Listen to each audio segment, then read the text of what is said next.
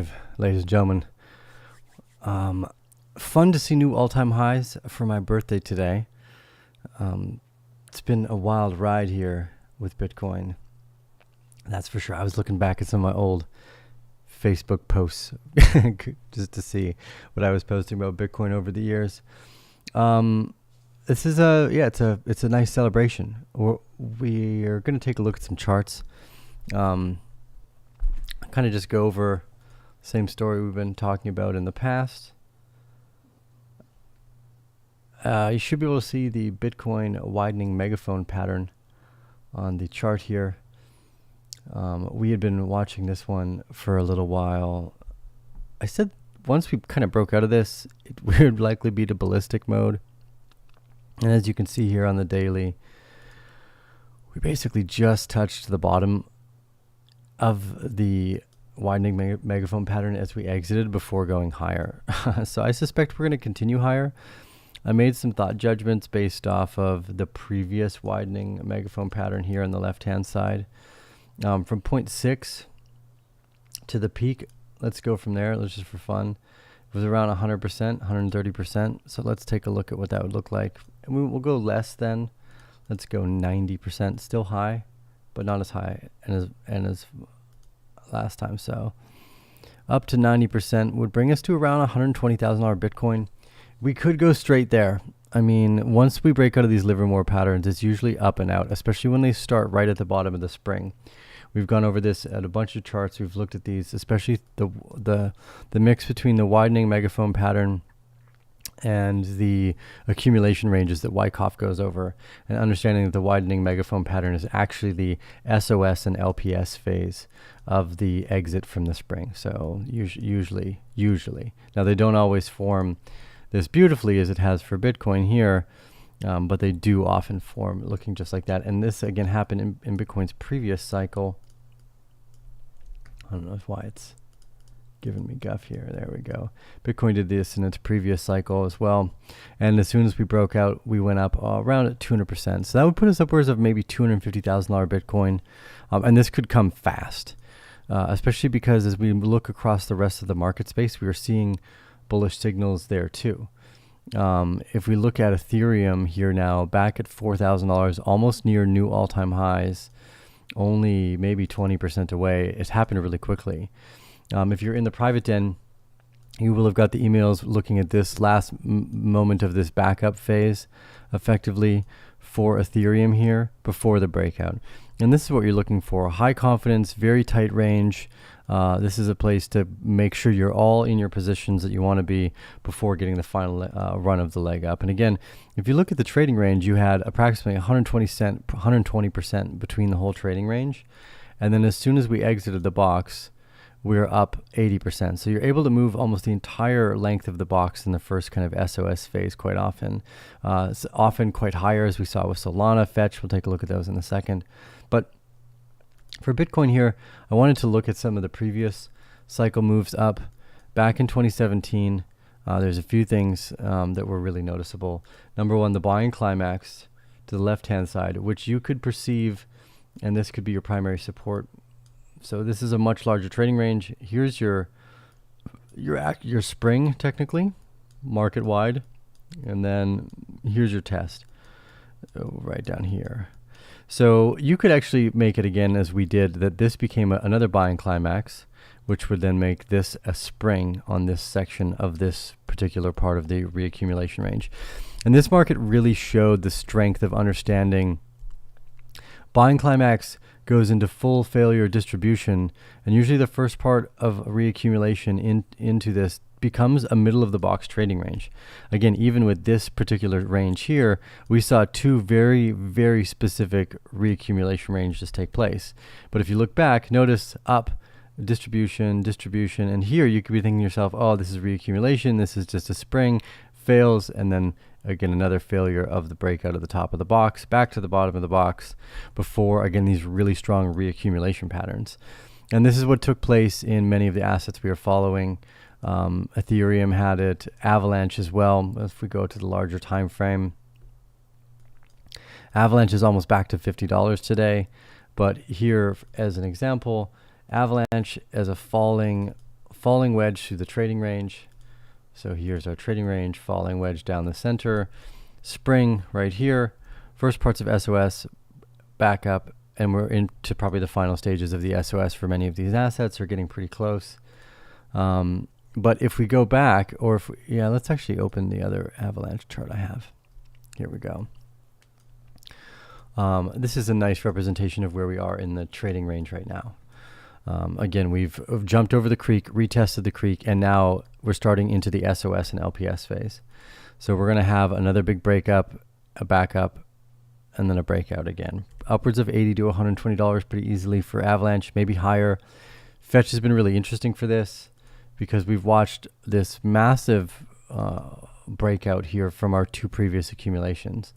So when we first started looking at it again here was back in December. Well, actually a long way back in 2018. We don't even have enough chart data for when we started writing emails about this one, but it's been a very volatile range here. I mean, from the earliest low, you went up 10x, came down 80%, went up 30x, came down 80%, went up another like 10x, came down another 80%, and now we're up into new all-time highs and like significantly too. So, oh wow, there you go. There's the new screen. And it's always can be deceiving about where we are in the market and how much it's going to move based off where we are now. I think some of the next move pieces and how to deal with it will be based off understanding the gravity of some of the movements here. Because again, just from the accumulation range within 2022 here to today is a 36x. So you could have been buying Fetch all day, every day with every penny you had for the last year basically and killed it. Because even if you bought the previous spike back up, you're still up 400%. But that's not always the case. It's not always easy to tell that that's going to happen. We don't always know. Again, the last time Fetch moved up, it moved up, almost 60 to 100x, depending on where you entered on your positions there. Solana also is up an incredible amount, but we've got a really nice picture of its reaccumulation schematic taking place. This is, again, we are still in a bull market. It's clear by these signatures here. It was fun to see Capo was right is trending today. I think that's hilarious. But here we are with Solana, another beautiful reaccumulation range. Actually, probably a little bit nicer than Avalanche is by technical standards. As you can see, it just has a nicer horizontal range that it ended up being reaccumulated through. Nice jump across the creek test. Really big slippage and volatility here for the trading range, almost 26%. These are designed to wipe out leverage traders. The market maker doesn't want someone with leverage moving along with them because they know they're just there for the short term usually, and they don't want them to screw up their market making step up price. So they try to get rid of them in these last gasps. We saw that also with Avalanche. Sweeps out for Avalanche. How big was the depth on that one? Yeah, 25%. So pretty much anything, if you're dealing with a 5x leverage, it's really easy to get wiped out of a position. Multiple times now we've seen these 25% wicks. 3x's looks manageable, just because even within the trading ranges previously, the max width we had or depth of was only 24%. So you could literally bought anywhere within the trading range at 3x and still been perfectly fine. I think that's important to measure risk. Either that or have a bunch more capital on the bucket to maintain the initial position if it were to go further to the downside. And that's another great way to do it as well. But it looks like our SOS has started here. Similar to Solana, we're probably going to creek check the top here once or twice just because there's quite a bit of volatility between here and $50. I suspect we'll see $50 for Avalanche probably today just for it to finish this. We'll see probably another spike of liquidity check, and it'll be the last chance to board the train before it blows up for a few assets. It looks like I was looking at Mina this morning, actually just doing some general market overview of some of the stuff we had looked at in the past. It looked like Mina is probably going to start a secondary breakout here too as it moves against this resistance. Again, just so many beautiful reaccumulation patterns.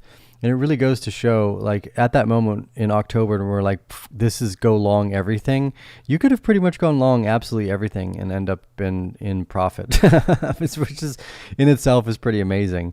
When you know, what was this day? October 28th, October 23rd, I would basically go long everything. I sent out the video.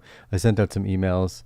And that moment was right. Literally everything is up. So there's a few very strong signs and indicators that helped us get it right this time. We don't always get things right. This particular moment, this character change was very noticeable, I think. And it was a reason to basically switch all bearish sentiments off, which is not just be an accumulation, but you can go and literally fuck long everything. Okay, yeah. So that's fun. We're going to get to $100,000 very quickly for Bitcoin. That's what I'm saying. All my next video titles are $150,000 Bitcoin prices, because even though I think we could see some consolidation here, we are in the final kind of SOS and LPS phases within the bigger outside of the bigger trading range now too, where we just go ballistic upwards of 150,000. So although I suspect, let's say we go up to 110,000 and we slam back down to 76,000, oh, see, it's over. It's a bull market, bear market trap. It's someone's trap. You're FUD. It'll plow to like 280,000, $160,000 Bitcoin, and then this will probably be the new bottom, 70 to 110,000 for Bitcoin. That will be the new bottom, I suspect. Something like this, $150,000 Bitcoin. Those are the video titles for the next month, 2 months. I think by December we'll get there. I think by December we'll be kind of peaking out in the last gasps of the market cycle, upwards of like 100. Maybe it doesn't go much higher than 100,000. Maybe it only goes to 100,000. And we see a smaller LPS check here where it goes like up to 70 or 80, and then it slices down to 65, and then shoots up to like 120, and then just consolidates around 90 and 80 to 120. For the next bull market cycle, like for 2 or 3 years before just going on a crazy ripper again. So we could see a deviation in the bull market cycle now, but until proven otherwise, we're going to continue to go up. We're going to have maybe one nice correction and then a few big pumps afterwards to draw in retail to sell off into. Yep. Anyways, let's take a look at some of the thoughts in the group chat. There we go. Look and sound good. Awesome. JW, nice to see you back. Glad to have you back in the private bear den. When will we form a new trading range for Bitcoin, and when will altcoins catch up? Many are not even close to all-time high. Yeah, not all will. Many won't. Many will just die here in the death of the way most startup companies do. Oh yeah, look at this. $100,000 Bitcoin party. I've got it marked out. I'm like, we're going for that one. Yeah, $100,000 Bitcoin party. Smash the like button. Thanks, Alex. I appreciate that. Oh yeah, I wish Tio a happy birthday. Thanks, Alex. Breaking out of what? Yeah, we've been breaking out of a long-term trading range here in Bitcoin. Oh, that's my zoomed in face. That is not the chart. There we go. So this is a multiple. By and large, all the accumulation ranges we've seen in Bitcoin actually have the buying climax of the previous high and the bottom as a smaller trading range. So the fact that we're breaking out of the much larger trading range, every time that's happened in the past with Bitcoin, it's just gone upwards and outwards very, very quickly. Here, as soon as we check this trading range previously, boom, breakout. Same with all the way back down here in 2013 or 2014 to 2017 when we started this YouTube channel. Jesus, I can't believe this is when we started the YouTube channel, way back here. But again, as soon as we had an SOS and LPS check phase around the top of the trading range, we just went onwards and upwards. And here's what I'm talking about too, where we broke out of the box, had a big LPS and price swing upwards. I suspect we'll see that again. And we can go even further back in time for Bitcoin's price range here, and you see the exact same thing. A nice horizontal reaccumulation trading range here. And the moment that we got outside of the trading range, we just exploded straight up.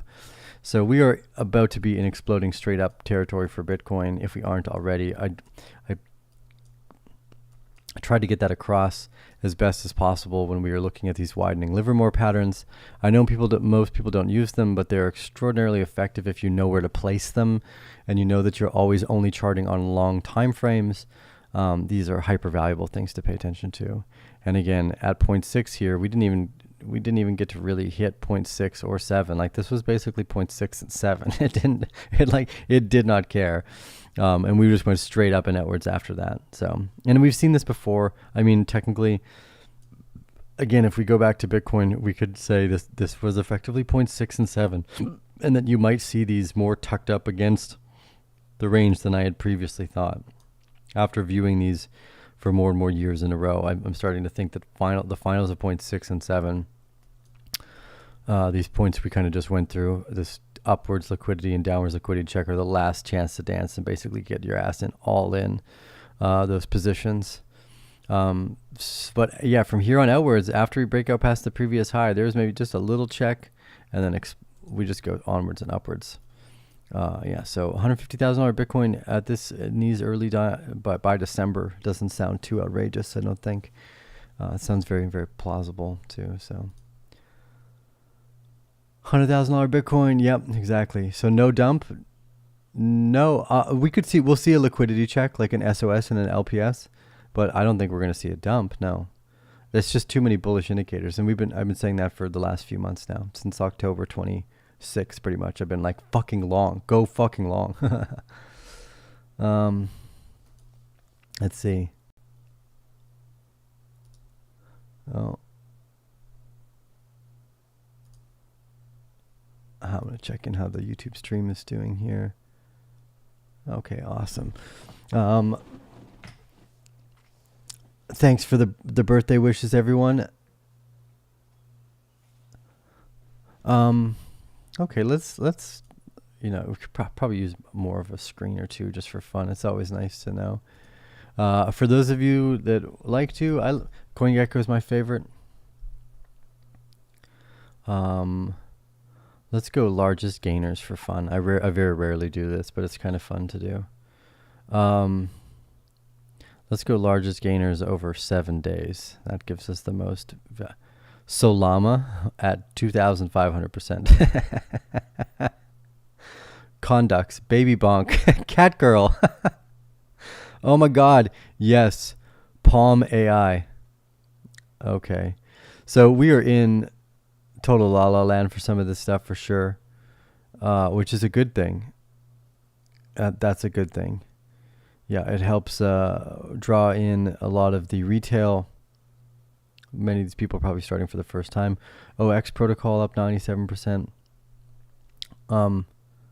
Top losers, Research Coin down 30%. Yeah, there's the fact that we don't see many of recognizable names here in the top gainers is probably a good thing to say that retail is starting to show up. Let's go the last 30 days. It'll give us some deep fake AI, 9,000%. Sheet. Wow, Avax has no chill. I remember seeing this meme coin. It's up 4,000% the last 30 days. So sometimes putting like small amounts in a meme coin is like clearly not a bad idea. You just have to make your basket really small. Like Pepe is up 10x. That's hilarious. Baby Bonk. Oh my God. Dog with hat. Harambe on Solana. This is, ladies and gentlemen, you're all a bunch of degenerates. That's clearly what the top gainers are showing.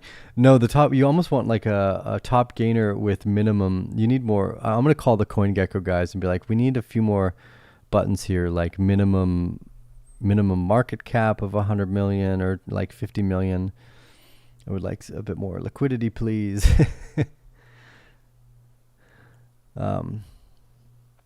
Yeah, fun. If you haven't yet, follow me on Twitter. I'm going to start live streaming on Twitter here soon, or so X, whatever you want to call it. So make sure to follow me at twitter.com. It still says twitter.com/arcanebear. And we'll start streaming our videos through here as well. I think it'll be add some extra fun time for that one. Yeah, $150,000 Bitcoin. I guess that's it. I guess all my next videos are just going to be $150,000 Bitcoin until we get there. Maybe higher. But we're going to get there sooner than later. It would be really nice. Again, you know, it would be so awesome if we saw like a big accumulation range here. It would be really awesome between like this trading range. That would be really nice. This would be the ideal outcome in my personal choice. And you'd see altcoins do something similar. They'd hit some new breakout retracement, breakout retracement. A lot of them will die right here probably. Bitcoin will rip. You'll have a few really big winners come out of the altcoin season. And then mostly everything will fail again. Like it's usually like 90% of everything fails in any, even the best businesses. So, but yeah, that would be an ideal outcome. An SOS and an LPS phase that looks kind of like this. But ideal is not always what happens. And often when the market maker has control of it, just like I showed you, the previous breakouts, they don't want you to have time to get in if you haven't gotten in already. They're moving the price up. They want to move the price up as high as possible before they start selling. And they do a really good job of that. So yeah, probably straight up. We're probably not going to get an ideal situation. We go straight up like 110 grand. We LPS check to 80, and then we're up to like 150, and then we start a new reaccumulation cycle of something like this. That's my guess. Could leave it drawn like that, but it's kind of, well, let's leave it drawn like that. See how close we get.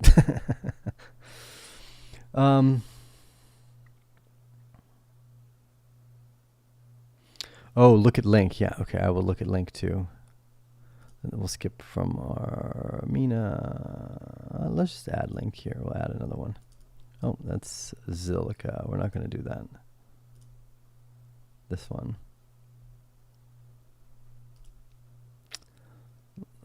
Boom. Link appears to be in its last spots of LPS, SOS, and LPS. So on the larger time frame, the 2-day multiple 500 or 500 days of accumulation, very tight range. First reaccumulation range within the box, breakout. We're basically in the backup phase actually these have all been like reaccumulation backup. This is probably the final backup phase before it just goes ballistic.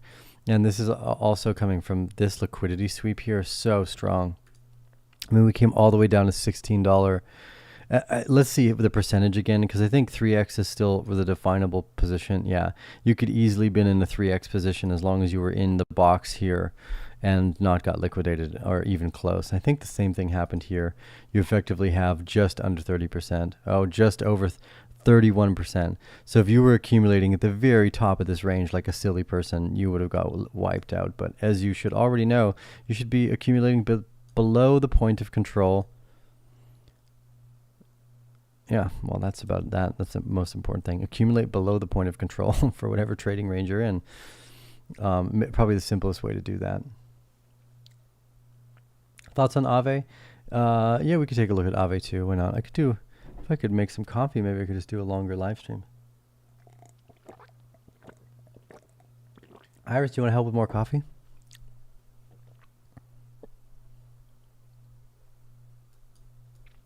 Okay. So with Link, yeah, I suspect this is the backup phase. That this was your primary support, actually. This is your buying climax, and that we are now in the backup phase before Link goes basically ballistic. And we probably moved to near new all-time highs for Link as well. Jeez. Yeah, this next little run for Link is probably going to be almost a straight up and out. It's probably going to go almost all the way to $35, if not all the way to 47, and it's like basically a single move. So I wouldn't fade Link here. That's for sure. I was looking at Uniswap the other day because they proposed these new dividend payouts, but that may have been changed. Either way, still looks like a bullish structure is taking place here. We'll keep a close eye on it. What else you'd that? Oh, Aave you'd asked for. Let's go and take a look at Aave. So we've been watching Aave, although there was a lot of volatile liquidity within the trading range here. It made it not as nice, but we actually saw a few of these where we saw a big breakout and then a return back to the bottom of the range. You know, this is really designed to wipe out people who are impatient. And we're really only up 67%, but it is starting to break out of its trading range. So we've seen a few that have had this back up and then basically go straight up, like maybe upwards of $200 for Aave. So it's at a good point. Actually, I was looking at Theta earlier because we have a lot of our Bear Den group is in there, and something very similar to Avalanche, falling wedge through the horizontal trading range, followed by an SOS and a big deep backup. And right after that backup, once it started to go, Theta moved up another 260%. So hats off to all of our Bear members in Theta there. That was a beautiful falling wedge, SOS backup, and complete explosion of price throughout the range there. So really nice to see. Yeah, Link has been a leader of the pack for sure. It was one of the first movers out of this advantage too. I mean, it moved alongside Bitcoin, but outside of its trading range at the very least. Thoughts for Algorand? I was looking at Algorand earlier too. I was just kind of hunting around to see what things look like.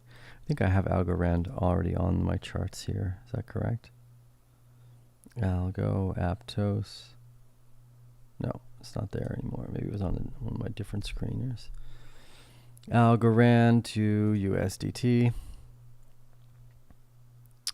No, it did not get added. Algo to USDT. There it is.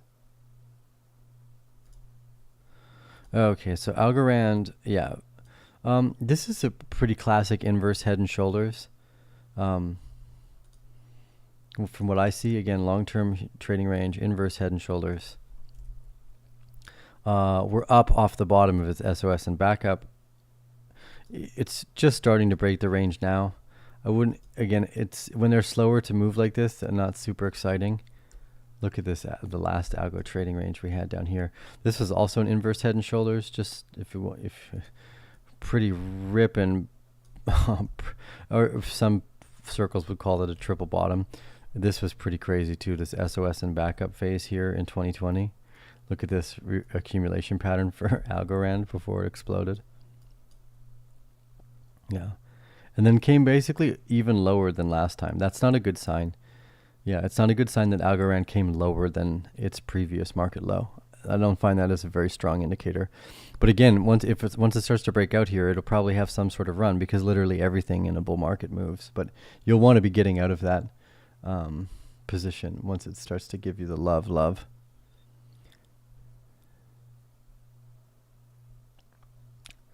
Take a look at Banky. Banky's got a lot of liquidity in it. I was looking at it this morning as well. Only on MEXC. Okay, I guess we'll look here. Yeah, so we had an SOS backup phase, breakout above, came all the way back down to the end of the box, breakout, at least starting the breakout of a reaccumulation. So there's a lot of liquidity here. You can see it, especially as you get closer. It looks like though you're at the reaccumulation range within this trading range. So this looks like a perfect reaccumulation range in Banky. And again, if you notice the larger accumulation range that took place here, this is important. So you end up having what's effectively your spring and your test, and then the first move above the jump across the creek. So this is the creek, remember? It's all the way down just to where the point of the control is. We stay below the point of control and then boom, broke up above. We tried to come back down to the bottom of the control, and you've got a pretty tight range here. So with Banky, it's only 24%. Well, it's thick. I wouldn't go too crazy in here. Like there's some real volatility and liquidity in this. Yeah, 33% wicks on the horizontal range here. So I wouldn't get too crazy with something like this, but definitely looking like an inside of the range reaccumulation. So I suspect you're going to go higher. You'll probably see a pretty fast move up to around 3.4 cents.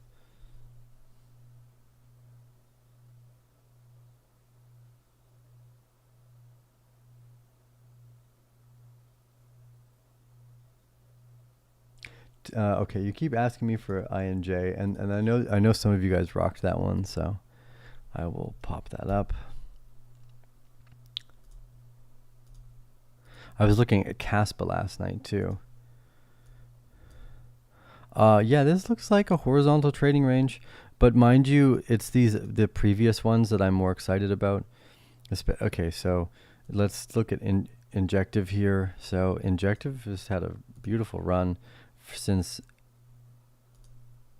wow, it's up 15x since February. But as you can see here, through basically May through June, you had a really nice horizontal reaccumulation range take place right here. This was the moment to build your position, knowing the change of character had taken place. You saw its first SOS and LPS phase right here. Now it's a little, I mean, it's a bit, this is not a nice place to start building a position. You want to have built the position already and be reducing risk to some degree or another here, effectively. Because what that allows you to do,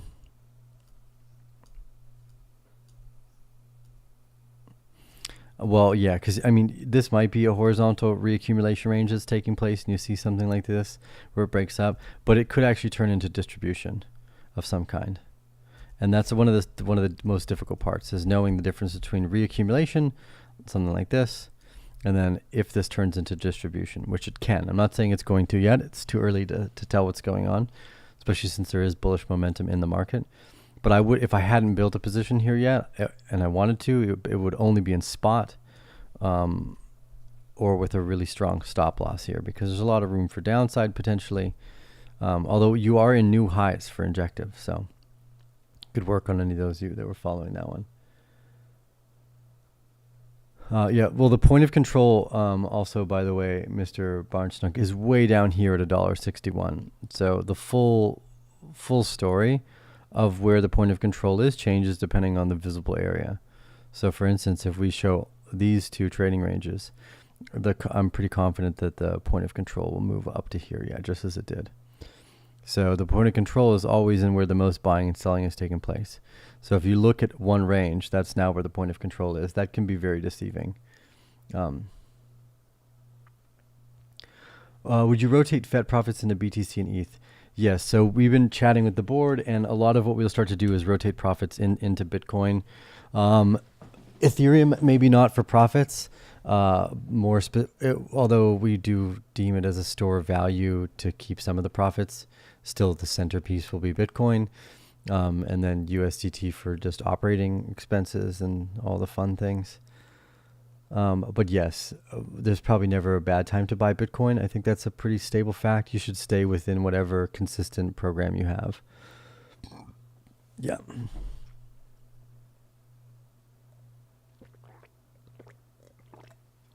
Okay. Ethereum ETF. Yeah, I'm not sure about that one.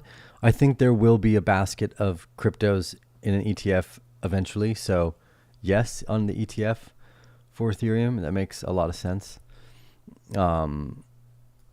Maybe sooner than later, but I think August is what we kind of agreed on as the most likely scenario between our brain trust. So we'll have to wait and see, but it would definitely be one of the market indicators that we're going to get that last big jump upwards too. So it'd be very nice to see.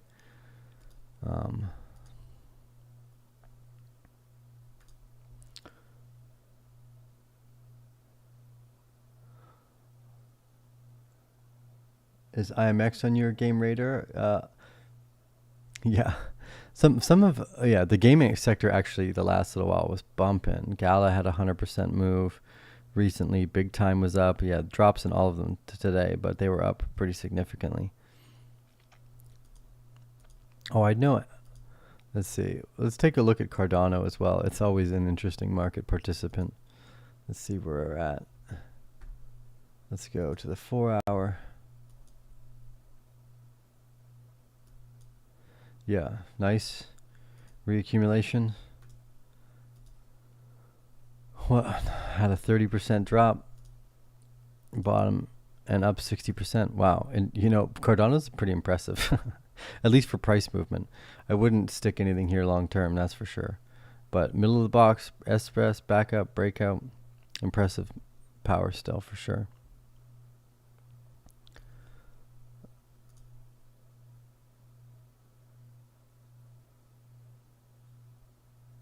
Barry, do you get the feeling Charles Hoskins is a complete con man?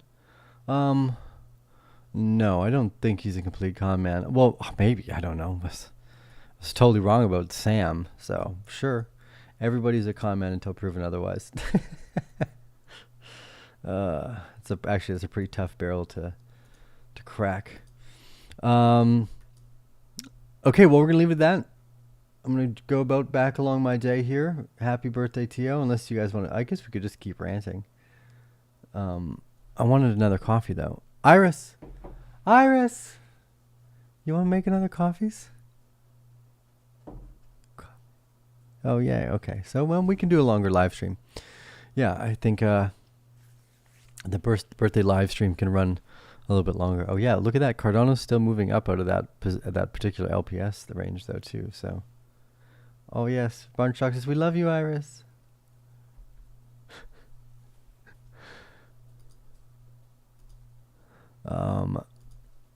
Oh, yeah. So many fun. Oh, let's take a look at the traditional markets. That will give us some context, too. It is Monday morning. Let's take a look at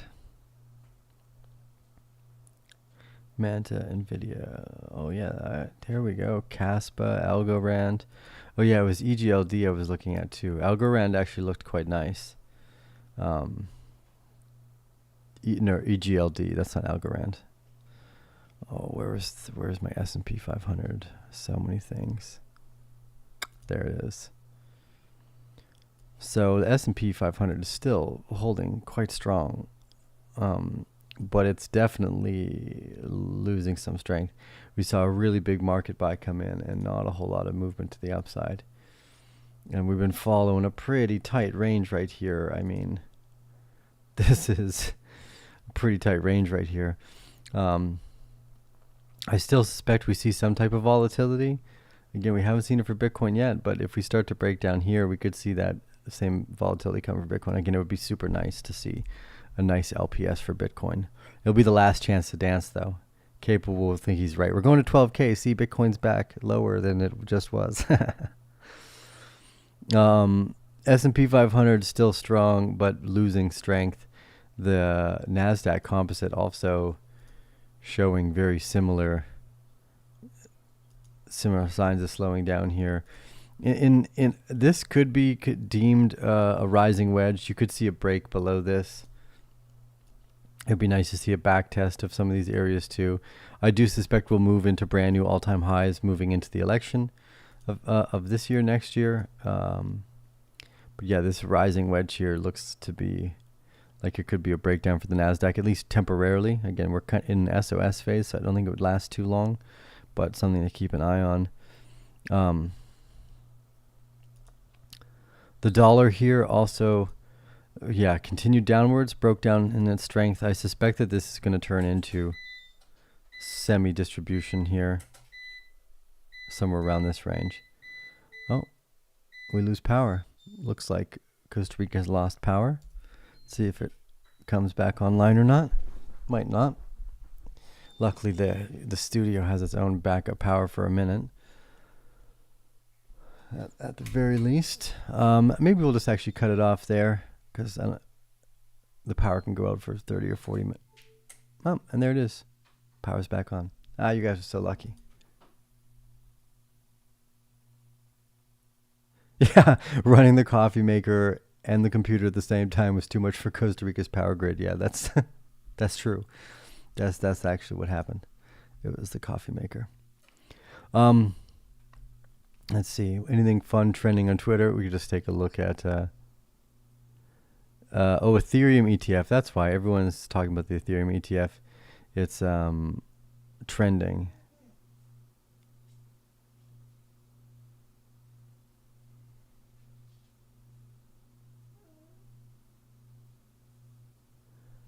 Oh, yes, ETF FUD. Perfect. This guy's probably wrong. SEC doesn't like crypto. SEC doesn't matter. Yeah, I think August approval is more likely.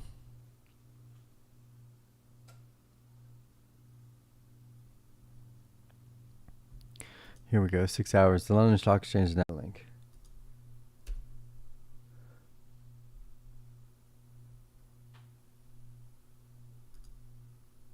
Let's see. Are we live now? Did I lose you guys there for a minute? I think I did when the power went out.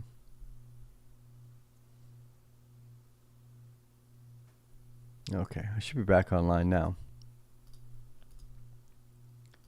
Let's see.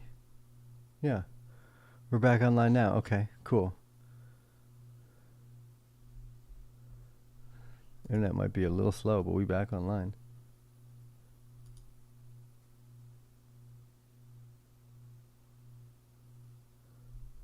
Groovy. Okay, so the S&P, the dollar here looks like it's in breakdown mode. I suspect we go low. I suspect we do go lower here for the dollar. This doesn't look positive. This looks like an upthrust distribution, and now this looks like a sign of weakness. We'll have to keep an eye on the bottom of the training range here to see if it turns around or if it breaks down. If it breaks down, we've got a little bit further to go here to the bottom of this rising channel, which we could continue out of too. You could see a breakdown of the US dollar and then a rush from all the other currencies back into the US dollar over the next few months. I've been watching many of the exchanges outside of the country, like our local Costa Rican Colonna here, and it is in the toilet compared to again here. It doesn't make it super easy. And no internet now? Is that what happened?